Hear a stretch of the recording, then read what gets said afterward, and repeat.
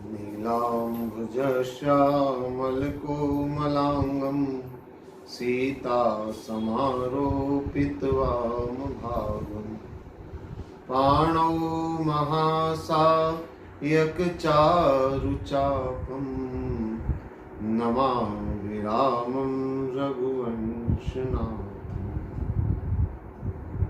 आइए श्री राम कथा को हम प्रारंभ करें। पिछले कुछ भागों में परशुराम जी के चरित्र पर हम चर्चा कर रहे थे। लक्ष्मण परशुराम संवाद से लेकर के भगवान राम और परशुराम के चरित्र को हम समझने का प्रयास कर रहे थे। अब इसके बाद भगवान राम और जानकी के विवाह का शुभ मांगलिक प्रसंग प्रारंभ होता है। शतानंद जी महाराज जो जनक जी के गुरु थे, उनके आदेश पर अयोध्या दूत भेजा गया, जिसने जनकपुर की सारी घटना का वर्णन करते हुए महाराज दशरथ से बारात लाने का अनुरोध किया। जिसने भी अयोध्या में सुना गदगद है, प्रसन्न चित्त है, आनंदित है, हर्षित है, उल्लासित है और सभी भाइयों सहित बारात लेकर महाराज दशरथ जनकपुर पहुंचते हैं। जनकपुर में बारात का स्वागत भी होता है, भव्यता से होता है। और जब जनकपुर वासियों ने इस बारात में भरत और शत्रुघ्न जी को देखा तो वो और भी ज्यादा गदगद आनंद विभोर, क्योंकि राम और लक्ष्मण तो पहले से जनकपुर में निवास कर रहे थे। अब उन्हीं के समान एक और जोड़ी यहां पर पहुंच गई जो बिल्कुल राम और लक्ष्मण की तरह से दिखाई देती है। तो ऐसा हर्ष उल्लास और इस आनंदमय वातावरण का तुलसीदास जी ने बड़ी सुंदरता के साथ वर्णन किया। भगवान राम और जानकी का विवाह तो इतना अद्भुत विवाह है कि देवता स्वयं रूप लेकर के इस विवाह का आनंद लेने के लिए पहुंचते हैं। तो आइए हम भी इस विवाह का थोड़ा आनंद लेने का प्रयास करें और इस विवाह से जुड़ी हुई कुछ अद्भुत बातों पर हम चर्चा करने का प्रयास करें। भगवान राम का चरित्र अलौकिक चरित्र है और लगभग सभी जानते हैं कि राम कोई साधारण नर नहीं है, साक्षात नारायण है, परब्रह्म है, परम पिता परमेश्वर है, पुरुषोत्तम है। तो राम की भगवत्ता से कौन नहीं परिचित है? सब परिचित है। और एक मजे की बात यह है कि भगवान राम की चरण सेवा सब चाहते हैं। छोटे तो चाहते ही हैं, जो बड़े हैं, वरिष्ठ हैं, वो भी राम के चरणों की सेवा चाहते हैं। और बड़े का मतलब कोई और नहीं, स्वयं महाराज दशरथ चाहते हैं भगवान राम की चरण सेवा उन्हें मिले। सुन विषयक तब पद रति हो, पद की सेवा का अवसर मुझे मिले, ये कामना दशरथ जी के मन में। यहां तक कि भगवान राम के जो गुरु हैं विश्वामित्र, उनके भी मन की लालसा वही है, पद सेवा। एहिमिस देखो पद जाई, जब लेने के लिए जाते हैं तो वो यही लालसा कि इस बहाने उनके पद के दर्शन और पद की सेवा का सौभाग्य मिले। और वशिष्ठ जी जो राम के गुरु बल्कि राम के कुल के गुरु हैं, उनकी भी अभिलाषा यही है, नाथ एक वर मांगहूं राम कृपा करि देहूं पर जन्म जन्म प्रभु पद कमल कबो घटे जननी। गुरु वशिष्ठ जी भी चाहते हैं भगवान राम की चरण सेवा। अब बताइए, पिता से लेकर गुरु से लेकर सब चाहते हैं भगवान की चरण सेवा, लेकिन मर्यादा, क्योंकि राम तो मर्यादा पुरुषोत्तम है, और यहां मर्यादाएं ऐसी है, संबंधों की मर्यादा कि राम सामने है, लेकिन न तो दशरथ जी अपनी मन की इच्छा पूरी कर सकते, न वशिष्ठ और विश्वामित्र अपनी मन की इच्छा पूरी कर सकते। लेकिन एक महापुरुष ऐसे भी हैं जो अपने मन की अभिलाषा पूरी करने में सफल हुए। उनकी भी मन की अभिलाषा वही है, चरणों की सेवा, और वह सौभाग्य किसी और को नहीं मिला, वह सौभाग्य केवल जनक जी को मिला। जनक जी भी पिता तुल्य हैं, भगवान राम से उम्र में बड़े हैं, लेकिन उन्हें ये रिश्ता ऐसा था जिसमें उन्हें ये सौभाग्य मिला। तुलसीदास जी लिखते हैं, बर बिलो की दंपति अनुरागे और पाय पुनीत पखारन लागे। महाराज जनक अपनी अर्धांगिनी सुनैना के साथ में भगवान राम के चरण पखारते। मिथिला के अंदर कुछ प्रांतों में ये विवाह की परंपरा है कि कन्यादान से पूर्व वर के चरण धोए जाते हैं, कन्या के माता पिता चरण धोते हैं। तो जनक जी का संबंध कुछ ऐसा संबंध है कि ये सौभाग्य जो किसी को नहीं मिला, वो सौभाग्य महाराज जनक को मिला। करी मधुप मन मुनि जोगी जन, जैसे अभिमत गति लहे, ते पद पखारत भाग्य भाजन, जनक जय जय सब कहे। सब लोग जनक जी के भाग्य की सराहना कर रहे हैं, जय जयकार कर रहे हैं, क्योंकि ये सौभाग्य न दशरथ जी को, न विश्वामित्र को, न वशिष्ठ जी को मिला, ये सौभाग्य केवल जनक जी को मिला। और ये सौभाग्य जनक जी को क्यों मिला, कैसे मिला? सीधे शब्दों में अगर समझा जाए, आप सब जानते हैं जनक जी को कहा जाता है विदेह राज जनक। विदेह का मतलब है जो देहाभिमान से ऊपर हो, और देहाभिमान से ऊपर उठने का मतलब क्या है? जिसके मन में पूर्ण वैराग्य और विरक्ति हो, मोह और आसक्ति न हो। महाराज दशरथ चाहे कितने भी बड़े ज्ञानी हो, लेकिन पुत्र मोह तो है उन्हें। वशिष्ठ और विश्वामित्र चाहे कितने भी बड़े ऋषि तपस्वी हो, लेकिन गुरु का भाव उनके मन में है। लेकिन महाराज जनक विदेह राज है, देहाभिमान से ऊपर है, मोह और आसक्ति से ऊपर है, और इसीलिए ये परमात्मा के चरण धोने का सौभाग्य प्राप्त करते हैं। रामचरितमानस में भगवान की चरण सेवा का सौभाग्य या तो जनक जी ने पाया है या फिर केवट ने पाया है।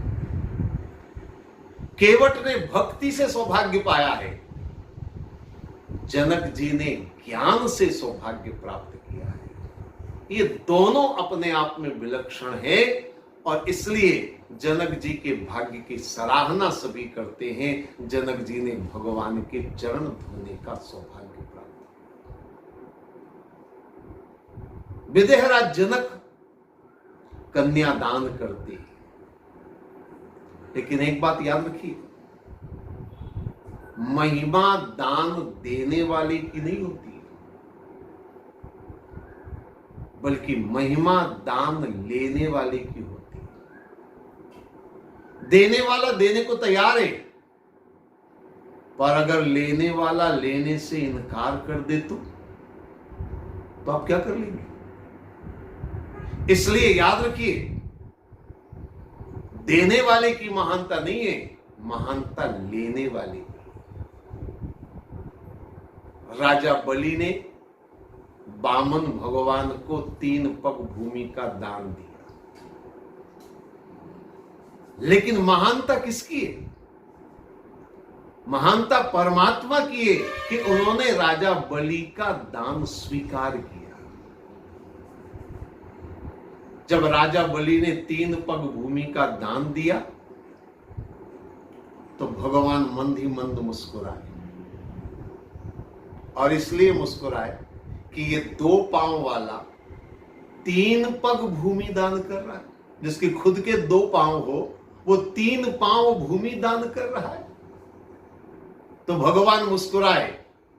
लेकिन राजा बलि के समर्पण भाव पर भगवान प्रसन्न हुए, और ऐसे प्रसन्न हुए कि राजा बलि ने भगवान को अपने वश में कर लिया। ऐसा वश में किया, आप सब कथा जानते हैं, भगवान राजा बलि के यहां चौकीदार बन करके रहे। सरग नरक अपवर्ग समाना, जहता देख धरे धन बाना।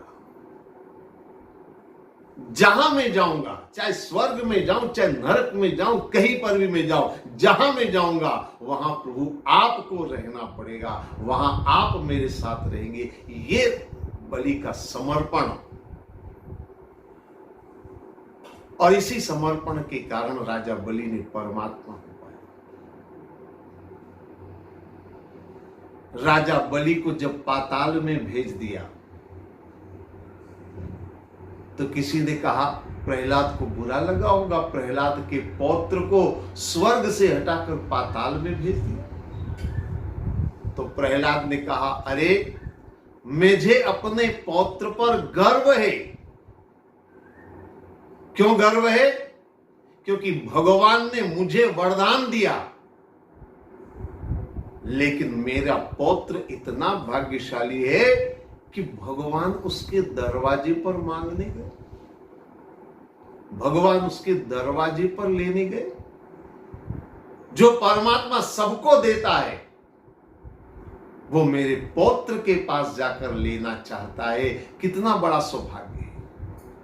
तो प्रहलाद ने कहा, मुझे तो कभी कभी अपने पौत्र के भाग्य पर ईर्ष्या होती है, विचार आता है कि वे कितना भाग्यशाली है मेरा पुत्र, जो उसने परमात्मा को अपने वश में कर लिया। परमात्मा जो दुनिया के बंधन तोड़ते हैं, आज वो परमात्मा बंधन में बंध गए। राजा बलि ने उन्हें अपना सेवक बना लिया। सेवक बनाने का मतलब बंधन, मालिक स्वतंत्र होता है, सेवक बंधन में होता है। तो भगवान को अपने बंधन में बांध लिया। इसलिए प्रहलाद ने कहा कि मेरा पौत्र तो मुझसे भी 2 कदम आगे बढ़ गया। उसने परमात्मा को पाया ही नहीं, बल्कि परमात्मा को अपने अधीन कर लिया, परमात्मा को भी बांध लिया। देखिए, परमात्मा बड़े अद्भुत है, परमात्मा की लीला बड़ी अद्भुत है। परमात्मा दूसरों के बंधन खोलते भी हैं, पर स्वयं कभी कभी बंधन में बंध भी जाते हैं। दोनों बातें। आप देखिए, महाराज दशरथ जब भगवान राम को बुलाते हैं, तुलसीदास जी ने वर्णन किया, मैंने इस प्रसंग की चर्चा आपके सामने पहले करी थी। दशरथ जी बुलाते हैं, महाराज दशरथ राम को बुलाते हैं, लेकिन भगवान राम आते नहीं। और जनक जी ने कन्यादान के लिए हाथ पकड़ा, तुरंत भगवान ने हाथ आगे बढ़ा दिया। दशरथ जी को पकड़ में नहीं आ रहे, जनक जी की पकड़ में आ रहे। कौशल्या राम को पकड़ना चाहती है, पकड़ नहीं पा रहे, और मां सीता के हाथों में भगवान ने अपना हाथ रख दिया। तो प्रभु अद्भुत है, वो कभी बंधन में बंधते भी हैं और कभी दूसरों को बंधनों से मुक्त भी करते हैं। भगवान राम का अद्भुत वर्णन है। जाई न बरनी मनोहर जोरी, जो उपमा कछु कहो सो थोरी। राम जानकी विवाह का जो वर्णन किया है, बोले इसकी उपमा किसी से कही नहीं जा सकती। राम सी सुंदर प्रतिछाही, जगमगात मणिखंभ न माही। अद्भुत सुंदरता और अद्भुत छवि है भगवान राम और जानकी। मनो मदन रति धरि बहु रूपा, देखत राम ब्याई अनूपा। सब भगवान राम के रूप की और मां जानकी के स्वरूप की महिमा का वर्णन तुलसीदास जी ने विस्तार से किया। कुंवरी कुंवरी कर भावर लेहि, नयन लाभ सब सादर लेहि। भगवान राम और जानकी का मंगल विवाह प्रारंभ होता है। कुंवरी कुंवरी कर भावर लेहि, फेरे लिए जा रहे, भावर लिए जा रहे हैं, और नयन लाभ सब सादर लेहि। सारे नयनों से भगवान राम जानकी के विवाह का आनंद ले रहे हैं। और भगवान राम के साथ आप सब जानते हैं चारों भाइयों का विवाह किस तरह से हुआ। तब जनक पाय वशिष्ठ आयुष, ब्याहि साज संवारी के। मांडवी श्रुत कीर्ति उर्मिला, कुंवरी लेई हकारी के। कुसकेतु कन्या प्रथम जो गुणशील सुख शोभामयी। सब रीति प्रीति समेत करिसो, ब्याहि नृप भरतई दी। मांडवी का विवाह भरत जी के साथ संपन्न हुआ। और जानकी लघु भगनी, सकल सुंदर शिरोमणि जानिके। सो तनय दीनी, ब्याहि लखनई, सकल विधि सन्मानी के। लक्ष्मण जी का विवाह बड़े आनंद के साथ जानकी लघु भगनी की तरह जो मानती हैं उनके साथ, उर्मिला जी के साथ भगवान लक्ष्मण का विवाह होने लगा। और जय नाम श्रुत कीर्ति, सुलोचनी सुमुखी सब गुण आगरी। सो देय रिपुसूदनी, भूपति रूपशील उजागरी ही। ये चारों भाइयों का विवाह चारों बहुओं के साथ संपन्न होता है। महाराज जनक के यहाँ पर चारों भाइयों का विवाह होता है। विवाह की इस कथा का रसपान तो हम करते हैं, और भगवान राम जानकी के विवाह का सुंदर वर्णन तुलसीदास जी ने किया है। लेकिन थोड़ा सा इन चारों भाइयों का और इन चारों भाइयों का विवाह जिनके साथ हो रहा है, उनको थोड़ा सा हम समझने का भी प्रयास करें, तभी हम राम के चरित्र को और इस राम कथा को सही तरीके से समझ पाएंगे। भगवान राम के बारे में हमने पिछले कई भागों में चर्चा करी है, और मैंने कहा भगवान राम कौन है। तुलसीदास जी के शब्दों के अनुसार, सानुज सीय समेत प्रभु राजत पर्ण कुटीर। भगति ज्ञान वैराग्य जन सोहत धरे शरीर। भगवान राम ज्ञान स्वरूप है, और सीता कौन है? सीता भक्ति स्वरूप है। ज्ञान का संबंध अगर जुड़ेगा तो भक्ति के साथ जुड़ेगा, क्योंकि भारतीय हिंदू संस्कृति में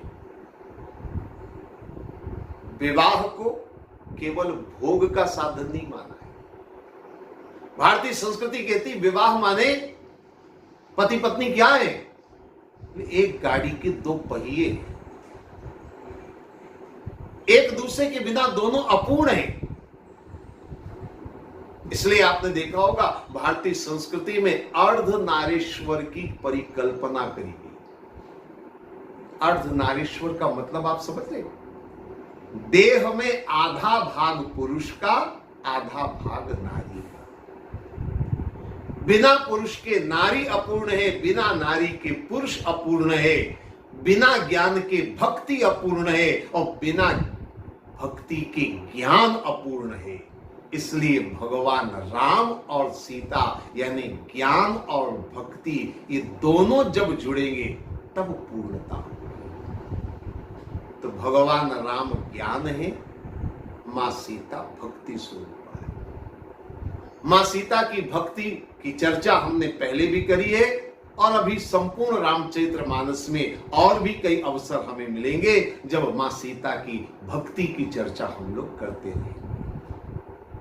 अब भगवान राम की बात, राम के साथ जो जोड़ी है वो लक्ष्मण जी की जोड़ी है। हालांकि राम के बाद भरत का नंबर आना चाहिए। अगर आयु के अनुसार देखा जाए राम के बाद भरत पैदा हो गया, उसके बाद लक्ष्मण और शत्रुघ्न का नाम आना चाहिए। लेकिन आपने देखा होगा जहां राम का नाम है वहां लक्ष्मण जी का नाम है, क्योंकि राम और लक्ष्मण की जोड़ी है। गुरुकुल में भी ये जोड़ी साथ में, विश्वामित्र जी की यहां यज्ञ रक्षा करने गए वहां भी ये जोड़ी साथ में, विवाह में भी ये जोड़ी साथ में, वनवास में भी ये जोड़ी साथ में, सुख दुख सब में ये जोड़ी हमेशा साथ रहती है। और इस जोड़ी का बहुत गहरा अध्यात्म से संबंध है।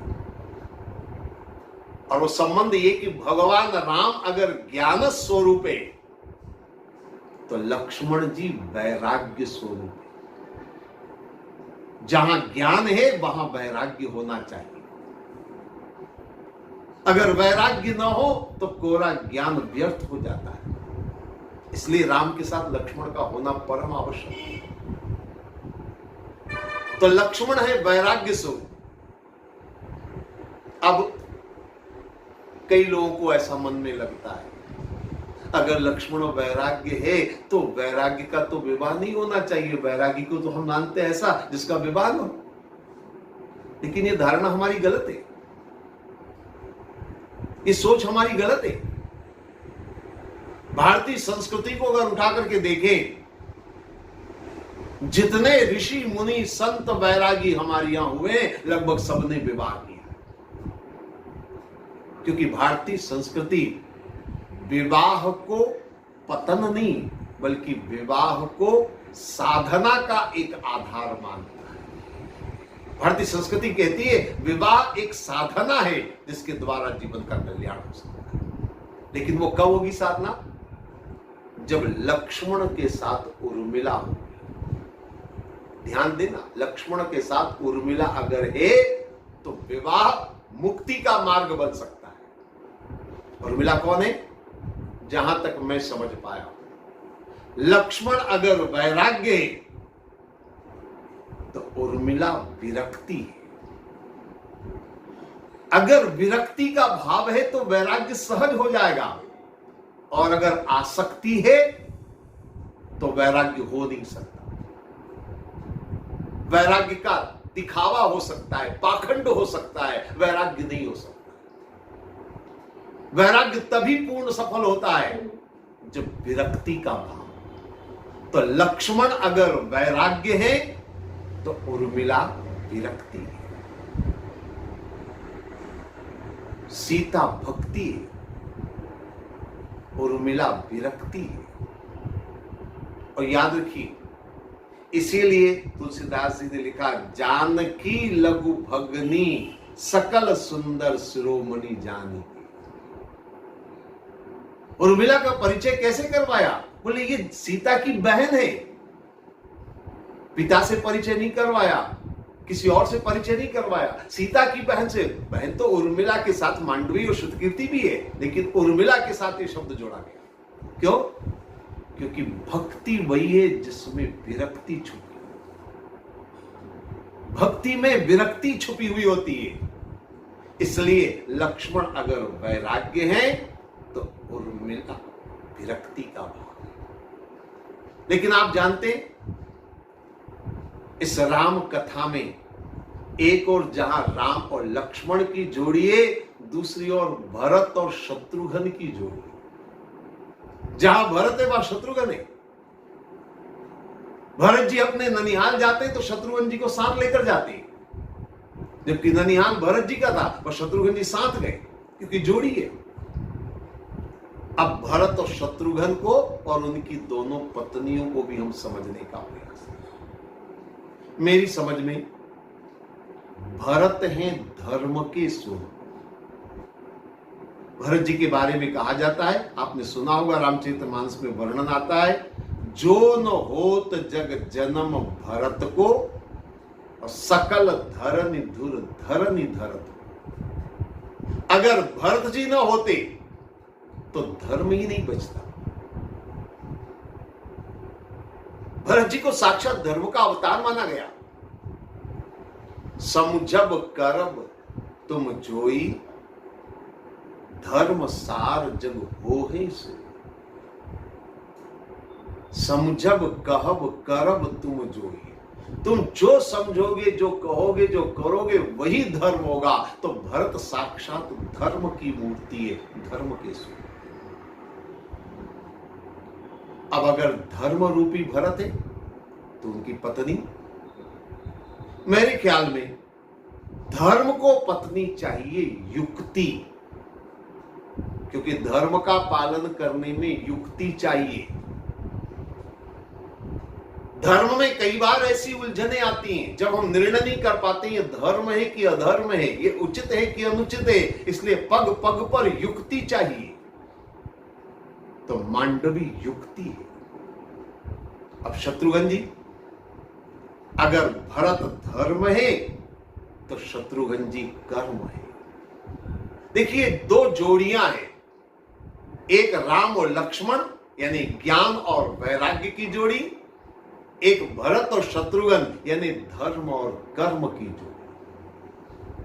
एक जोड़ी लोक के लिए, एक जोड़ी परलोक के लिए है। दोनों का अपना अपना महत्व है। तो भरत अगर धर्म है तो शत्रुघ्न जी कर्म स्वरूप है। और कर्म को पत्नी के रूप में क्या चाहिए?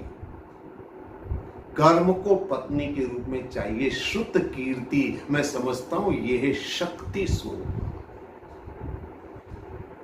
तो ये चार वधुएं, भक्ति, विरक्ति, युक्ति और शक्ति, ये चार बातें अगर आ गई तो निश्चित मानिए लोक भी सुधरेगा, परलोक भी सुधरेगा और ये गृहस्थ जीवन आनंदमय होगा, संपूर्ण जीवन होगा, कल्याणमय जीवन होगा। और यही रामचरितमानस का संदेश है। ये दो जोड़ियों का तात्पर्य यही है, ज्ञान और वैराग्य, धर्म और कर्म। इस सांसारिक जीवन को हम अच्छे से जिए, किसके द्वारा? धर्म और कर्म के द्वारा। पग पग पर धर्म और कर्म का पालन हमें करना है। धर्म के लिए युक्ति चाहिए, कर्म के लिए शक्ति चाहिए। तो हम शक्ति को युक्ति के साथ उपयोग में ले, जीवन हमारा सफल होगा। ज्ञान और वैराग्य आत्म कल्याण के लिए है, और आत्म कल्याण के लिए भक्ति भी चाहिए और विरक्ति भी चाहिए। ये भाव जीवन में आने चाहिए, ये गुण हमारे जीवन में आने चाहिए। और जब ये चारों गुण हमारे जीवन में आएंगे तभी राम जानकी विवाह सफल माना जाएगा। तो ये भगवान राम जानकी के विवाह और उससे जुड़ी हुई कुछ बातें मैंने आपके सामने रखी। बातें बहुत सारी हैं, आज इतना ही। ओम सर्वे भवन्तु सुखिनः, सर्वे सन्तु निरामया, सर्वे भद्राणि पश्यन्तु, मा कश्चित् दुःख भाग् भवेत्। ओम शांति शांति।